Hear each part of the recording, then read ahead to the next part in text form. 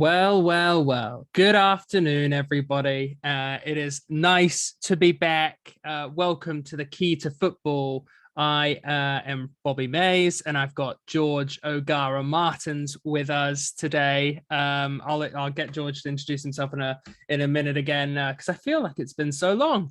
It's been way too long. There's been lots of things that have stopped us being able to do podcasts, whether it be international break, illnesses, new jobs, people in Miami. There is lots and lots that have been kind of postponing this, but we are super happy to be back. George, how are you today? Very good, thank you. How are you today? Yeah, I'm good, mate. Summer holidays are great in my work. I'm sure they are, but it isn't the summer holidays, is it? Well, it is. Oh, summer, whatever it is, whatever your winters and summers Maze is are over drunk here. again, everyone. I wish. Look, please do find us on Apple Podcasts, Google Podcasts, and Spotify. And you will also see our beautiful faces on YouTube. So please go to the Key to Football, all one word and spelt normally, the Key to Football. And you will see us on YouTube. Please subscribe to us on YouTube. It makes a big difference. So we're back. We're back to talk about football. It's been a massive week in football. I can't even get over it. We didn't miss really that much because all we missed is the build up to this week. So look, big things have happened. Title race still on. Top four race still on. Bottom three maybe confirmed, but we'll go through that. And there's nothing better than when Manchester United's in free fall. So we're going to go through all of that today, and then we'll just run you through some of the scores. But I've got nobody better to do it with than George himself, and I'm sure he's pretty happy with that bottom three maybe being a bit cemented there. George, let's start though. We're going to go back to what was the biggest game of the season for anybody that was interested in the title race, I would say. I mean, there's been big games for other parts of the league, such as relegation and whatnot, but this was definitely the biggest game of the season for, the wider viewer and maybe the neutral. And that was Liverpool versus City. Now, I'm going to go through the score. It was 2-2, and De Bruyne got a goal. It was a bit lucky, I thought, but deserved in terms of it was a deflected goal, but City played that first 15 minutes really well and deserved the goal. Then Jota, kind of against the run of flow, got a goal back, making it 1-1. And then Jesus got a 31st or 37th minute goal. Again, very good. They played that high line super well.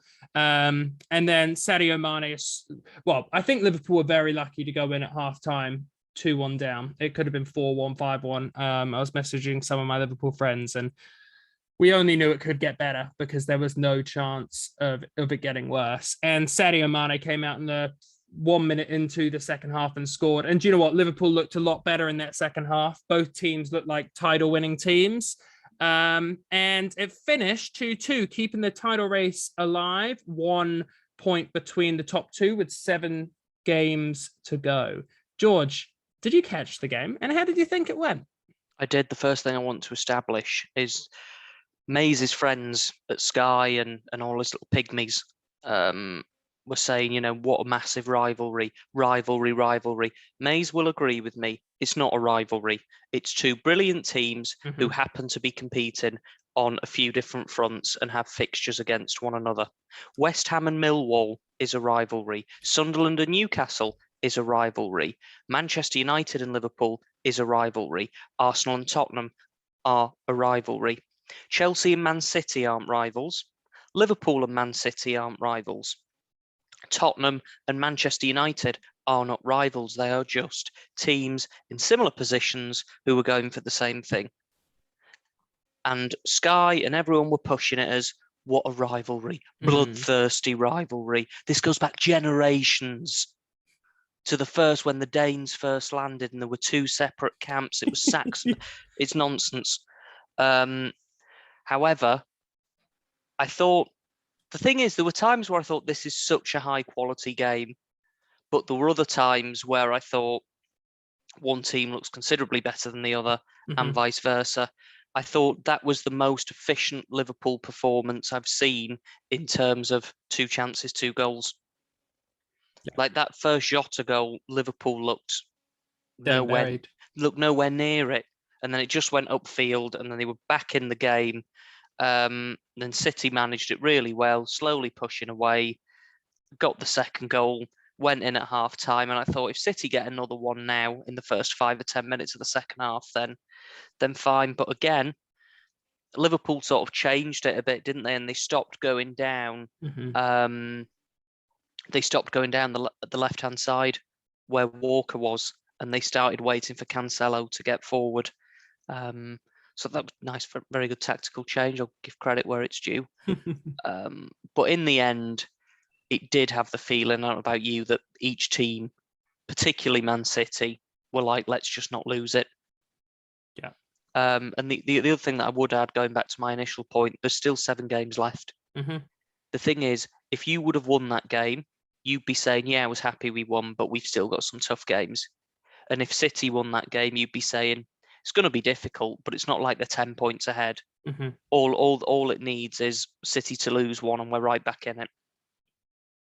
Yeah, look, on the rivalry part, I agree. It's not a rivalry, but what it is 2 great teams going at it, and they've been the best 2 teams in the league for 5 years. Even if Rio Ferdinand comes out last year and says that Man United are better than Liverpool because they finished above them by a point, but they are the 2 best teams in the league, and maybe Real Madrid or Bayern Munich could be in the shout for just as good as Liverpool or City, but in my opinion, they're the 2 best teams in the world, and they are showing it year in, year out. One of the stats that I loved that Sky was flinging about was it was like 300 over the last 5 years or 4 years. It was 364 points for City overall and 363 points. There's 1 point between them over like 4 or 5 years. Unbelievable. Like just setting new standards. And it's not like they keep referring it to Arsenal versus Man United in that, in that noughties era where it was, Vieira and Keane going at it. It's not like that. These 2 teams have so much respect for each other. The managers probably like each other and will probably eventually, have a good couple yarns about these couple seasons. It's the players are friends. Half of them play in England together. It's weird. It's not a rivalry, but what it is the highest level of respect a football team can have for another. One thing I would just add on about Arsenal versus Man United back in the day, it almost felt like France versus Britain in a way, in terms of obviously Wenger and Ferguson, but Henry, Vieira, players of that ilk, Pires against Clichy obviously in there as well. And there's someone else who keeps escaping me, not Silvestre, but there's someone else. Who was the guy with Gallas. Yeah, and who was the guy with the mohawk? Freddie Ljungberg. But where is he from? Sweden. Sweden. Yeah. But then obviously you had Neville, Scholes, Keane, but Becks. I know Beckham had gone, but that sort of player. So it did sort of feel as there was that added bit of flavour to it, whereas the world's got a lot smaller now. Just off the top of my head, if I'm going to list some identities in the fixture, we've got Egypt, Senegal, Portuguese, English, Belgium. There's nothing wrong with that, No. But just that point that there's that added spice between United and Arsenal. Yeah. And look, there's never really been, apart from the Mane tackle on Edison in the very first kind of like era of this, well, quotation mark, like respected rivalry. There's never really been a bad tackle. And even that was an accident by Mane as he went up to get that ball I think it was like 4 or 5 years ago now. But I don't think there's been really a red card since that. While those other games, that other like Arsenal, Man United, even Chelsea, like I felt like a bigger rivalry was actually Chelsea Liverpool in 2005 than this was with City, where it was two managers that just really, they went at it. It was Rafa and Mourinho. And that felt like, these two teams were proper at it. And that felt like more of a rivalry in terms of studs were out and it was Gerrard flying in two-footed. This doesn't feel like that. This just feels like whoever's better football will win this game. And look, it was unbelievable. I agree with you though. As a Liverpool fan watching that first 45 minutes, I thought we were horrible. And everybody that keeps saying to me it was the best game of football in terms of like skill didn't watch that 45 minutes because one team was at it and the other team wasn't. The second half was very good, high quality football. I think Fabinho came back into it and settled down. Trent Alexander-Arnold started actually being a bit more reliable, and crucial finishing. But that's the difference between the two teams. I think that one team is about breaking you down and one team is just ruthless in front of goal. Like they will just, like, if you give Liverpool two chances, they'll probably score two chances just because they have so many killers up front. George, I've got a question for you. Are these the best two teams ever in the Premier League? Yes. Yeah. Would you say that? I wasn't expecting you to say yes, actually. It's throwing me off a little bit. You expected me to say Chelsea 04-05 was a better team. Or even the Man United team that won the treble, just nowhere near it. No, and the trouble is it's easy to narrow things down into titles, which is the be all and end all, and I get that, and I often deploy that theory, but at the same time, you've got, you said it a few weeks ago, this season you've got Chelsea in third place, having lost 4 games. 10 years ago, there's a good chance they win the league. If you look at Premier League tables from years gone by, teams are losing 6, 7, 8 games, and they're drawing. Like Arsenal's invincible. I think they drew like 9 or 10 games, if not more. Whereas these Liverpool and City teams, they're losing max 3 or 4 a season, absolute maximum. I think that year you finished second to City. I think did you lose 2 games or 3 games? Yeah, just 2 games, I think it was. And that's just ludicrous. The one that we came. Sorry, I'm thinking about the other time. The further one back. No, we lost 1 game in that one season a couple of years ago. All we did was lose to City, I think it was. That's the thing. You lost 1 game, you drew 7. And bear in mind, as I always remind people, I know it was a blip of a season. Leicester won the league on, I think it was 78 points, something like that. 78 points. That season that we're just talking about, they're third and they're 20 points behind you in second. So I'm sorry, May, sorry to disappoint you, but sometimes you just have to be honest. Hey, look, I'm not disappointed by it. It's nice to hear that other people do think that Liverpool and City are as good as they are. I think it's weird because this would only ever happen if two teams were pushing each other to the absolute limit. Because as you've seen, once another team wins it, so say City last year, once they actually won the Premier League, they weren't ruthless killers after that. Once you know you've won it, you don't fall off as much as you do. While because there's such 2 great teams going at it, you have to win every game, otherwise you're not going to win the season. It's also funny because someone said to me the other day, "Oh, what would happen if Liverpool won the treble or the quad? Are they a better team than City?" And I would still be like, "Well, I still think City's a better team than Liverpool. It'd just be that they won they probably, I don't know. It's weird for me that there's no difference between these two sides, and if there is, it's City on top. Like just the City looks so elegant in the way they play football, but maybe that doesn't matter if you win trophies. But again, what do you think? If Liverpool win the quad, who's a better team? I still think it's City.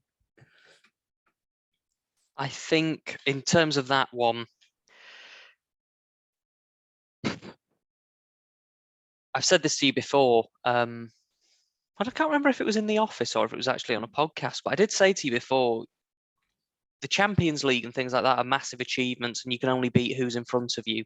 But you can win the Champions League after you've got out the group stage playing Benfica, Ajax, Tottenham, and then the final in a one-off game and win it. So I think if you win the quad, it'd be difficult to argue that City were better. Unfortunately, I would do it. I'd try to do it, but I think, but I don't answer hypothetical questions.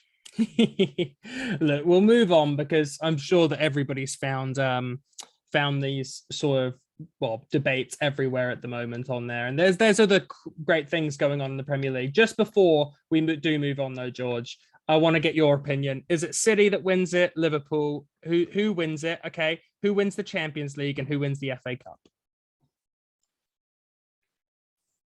I think Chelsea win the FA Cup. Ooh. Otherwise, Tuchel gets fired. Yeah, good point. Well, without Abramovich, maybe not. They'd be lucky to keep him at the moment. We'll see. I think Chelsea do that. I think that it's one or the other, and I do mean that. I think if City win the Premier League, they won't win the Champions League. Mm-hmm. I think if Liverpool win the league, you're not going to win the Champions League either. At some point, obviously, you're going to breeze past Benfica, and weirdly, I'm quietly confident that City get past Atletico. But I think it's after that there is a bit of a time for choosing in terms of, what are we doing here? Because your best mate, Mr. Carragher, was talking about how he was surprised that Salah was played as long as he did against Benfica. So we'll just see. It's all about squad management now. Interesting. Yeah. I'll just put my opinions out there. I think if Liverpool win all their games, they will win the Premier League. So if Liverpool win all their I think City will drop points. But I think if Liverpool drop points, then they won't win. So they need to win all their games. And I think City would drop points. So I'm going to go Liverpool win the Premier League. I'm going to go City win the Champions League. And Crystal Palace win the FA Cup. All right, let's move on to the next part. Arsenal versus Arsenal or Spurs. Okay. Now, a couple of weeks ago, I was getting absolutely slammed. I was being called Harry Kane's big boy. Everybody was crushing me for saying that Spurs could even finish in the top four. And I wish Liam was on here, because at the moment the bookies' favorite is Spurs to finish in top four, even though Arsenal have a game in hand. But I still think if they win that game in hand, they are just tied on points. Who is getting top four for you, George? Is it Arsenal or is it Spurs or is it United? I'm going to begin by saying what I think. I'd like to think I've been pretty consistent throughout this season. All four teams that are in the running for top four for that fourth position have been wildly overrated at different points in the season. Whoever gets top four is not because they are the fourth best team. I actually think it's because the three other teams have been worse than them. I think your boys West Ham, who you and Liam were bigging up big time, or we're going for a pint with David Moyes. I love West Ham. They're so great. They're the people's club. And I was literally, my knuckles were bleeding at the end of every podcast, slamming them against the wall, because you're looking at things after 10 games. Unfortunately for them, they didn't invest in January, becoming a bit laboured, a few injuries now, 3 losses in the last 5 games. And granted, okay, they've got Burnley next, but then they've got Chelsea and Arsenal, then Norwich, then City, then Brighton. So they're going to need to get ahead of steam somewhere. Man United have been a joke from start to finish. Far too much hype around Ronaldo, unfortunately. I was guilty of that. Rangnick just hasn't got them going. Half the players don't want to be there. Half of them do, and they're just clinging on for dear life. As for Arsenal, 5 weeks ago, Liam's coming on here going, Sakura, Meal Smith Rowe. Well, I bet he wasn't doing that the other day, was he? I don't know what you're laughing for, mate. Like, that's the thing. Like, this was Arsenal's amazing run. Beat Wolves 1-0, beat Brentford 2-1, beat Wolves 2-1, beat Watford 3-2, beat a dire Leicester side 2-0, lose to Liverpool, beat Villa. They should be beating all of those teams with the exception of Liverpool. Arteta spent an absolute fortune, and I know the squad needed investment. I do get that.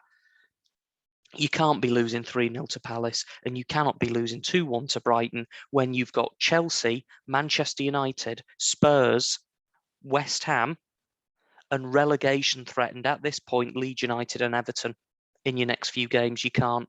And as for Spurs, I mean, good grief. So undeserving. Nuno Espirito Santo comes in. Fair enough, they were keeping it tight. They were scraping through 1-0, relying on Son. He then goes, Conte comes in, goes, my God, this team is so bad. This is one of the worst squads I've ever had. And then again, Kane's hit a bit of form. But again, with Spurs, beat Brighton, beat West Ham, beat Tottenham, beat Villa. But then again, they got beat by United a few weeks ago. And for them, I think it's keeping it up because Liverpool and Arsenal will be difficult games. And you just know at this point in the season, Leicester, Burnley, banana skins. But to come all the way back round, I think that top four will be. You know what? I think it'll be Spurs based on the fact that Conte is a better manager than Arteta. Even though Liam will disagree with that, that is actually true. So, and Liam, I'm sorry. I am sorry. I think he's got some decent football takes, but he needs to just remove the wool from his eyes. Look, I'll start with West Ham. They aren't finishing top four, but the reason that I think that they've not been as, I don't know, talented yet lately, or getting the results they need is one, because you are right, they didn't back themselves in January and get those players. And their squad is feeling tight. They're also focusing on the Europa League quarterfinal at the moment. They are 1-1 against Lyon. If they win that, I think they could play Barcelona at home. Imagine Barcelona versus West Ham. Like that is the dream for, even me, don't really go out of my way to watch West Ham on the TV. We'll be watching a Barcelona West Ham game. So I think West Ham are done because they will just be focusing solely now on that Thursday game. Massive game. Arsenal looked good against Liverpool in that first half, and then after that have seemed to have fallen off a cliff. And you can't go this part of the season into bad form. You need good form. And they don't have it. And Tottenham do. And I think Tottenham, if they get another couple of wins, they might even just put it to bed. If you win 2 more games in a row, you might just put the other teams to bed just by... It's NLD, Maze. It's NLD, North London Derby. Spurs can get away with the draw in it. Arsenal must win it. True. Very good. Good point. Look, I'm going to go with Spurs as my prediction as soon as Conte came in. That was my top 4 prediction. So look, that'll look good on my on season highlights at the end. All right, last one before we go into the relegation battle is Man United are in free fall. They are absolutely dire. Pathetic attempts. They've got Everton out of the relegation race. Congratulations. And I don't know how to describe United without thinking they just don't care anymore. They know they're not going to get top 4. They know they don't have a manager that can actually do anything, and they just feel like, hey, look, let's go on holiday early, which is pretty disgraceful if you are a United, not a United fan, like it's not their fault, but what I'm like from a United fan perspective, I would think it's absolutely horrific that your team, the so-called biggest team in the world, thinks that it's okay not to actually perform against teams like Everton, Newcastle a couple of weeks ago. They go away and they just look like limp dogs. What do you think about United, George?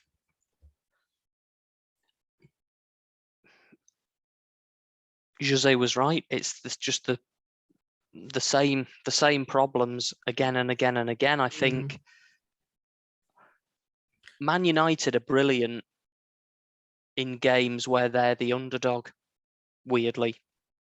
Obviously, games like Man City and Liverpool, they tend to lose. But PSG's, Arsenal's, Tottenham's, West Ham's, where you think, that they might lose today. If you think that, then but just listen to this since the 8th of February. Burnley 1-1, Southampton 1-1, Man United 2, Brighton 0, Leeds 2, Man United 4, Watford 0, Man United 0, Man City 4, Man United 1, Tottenham 2, United 3, United 1, Leicester 1, Everton 1, Man United 0. Like, those results there are just atrocious. And that's what I mean. Like Arsenal, Spurs, West Ham, who are all above them, I don't think have been particularly glamorous. It's just Man United have just been atrocious. You must beat Burnley. Like those games, Burnley, Southampton, Watford, and Everton at this stage, and even Leicester, should be a formality. Yeah. I always speak to you about Monday night, 2-0, forget about it. You want it to be a game where in 3 years' time, nobody remembers who scored, what day it was played, who the commentators were, or God knows, or what the food was at half time. Literally, it needs to be such a forgettable game because that's how you do it. And they've just been terrible. I think Ronaldo obviously isn't going to be there next year.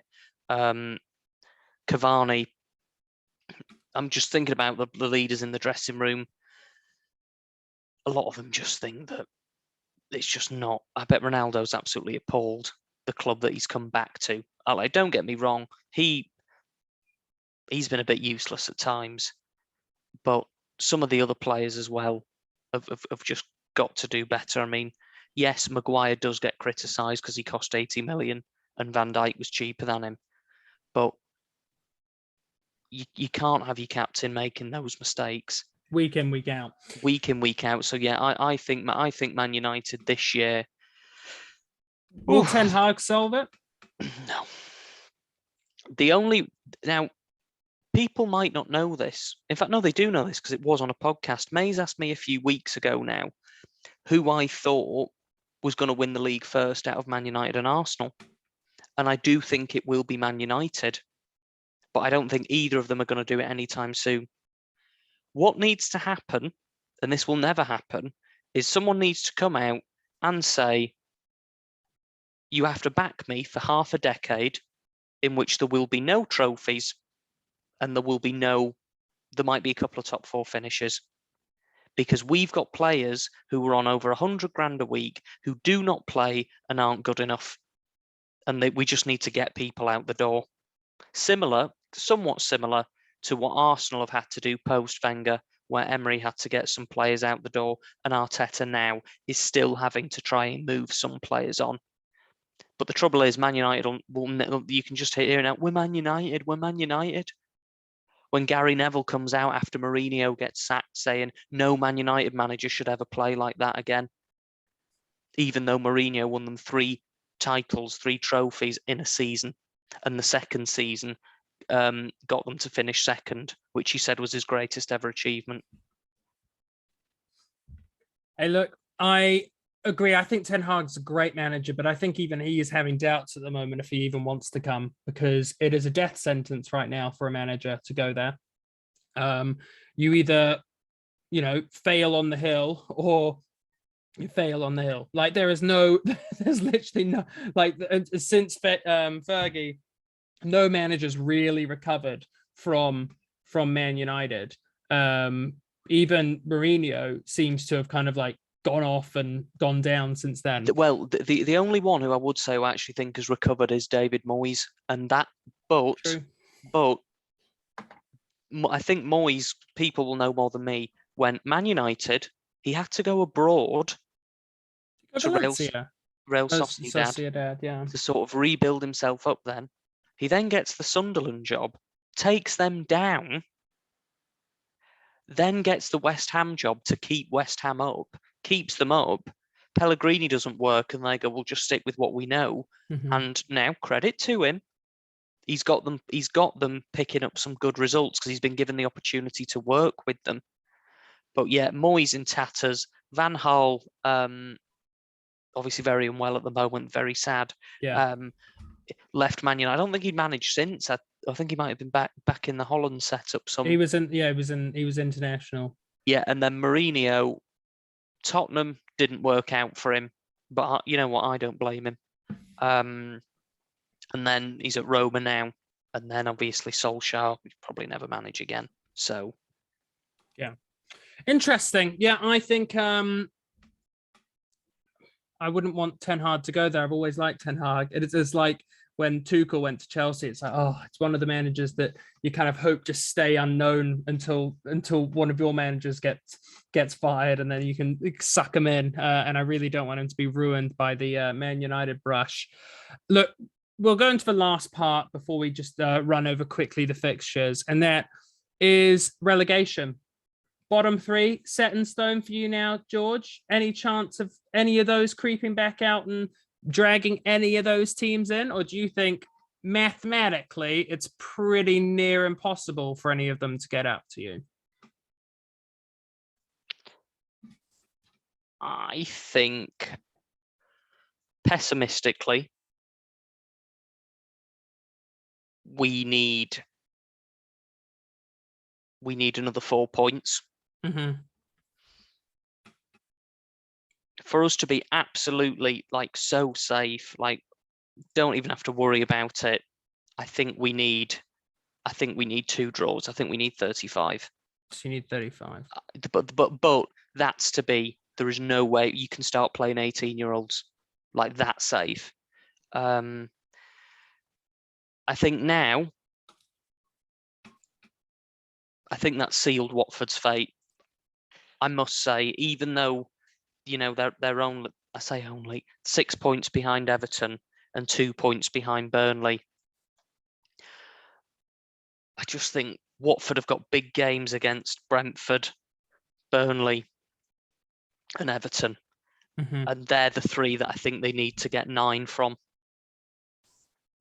But again, it's a question of whether or not they do, because I mean, everyone thought it'll be a formality that Burnley would beat Norwich, and that then they'd catch up, but it doesn't. No, it never is.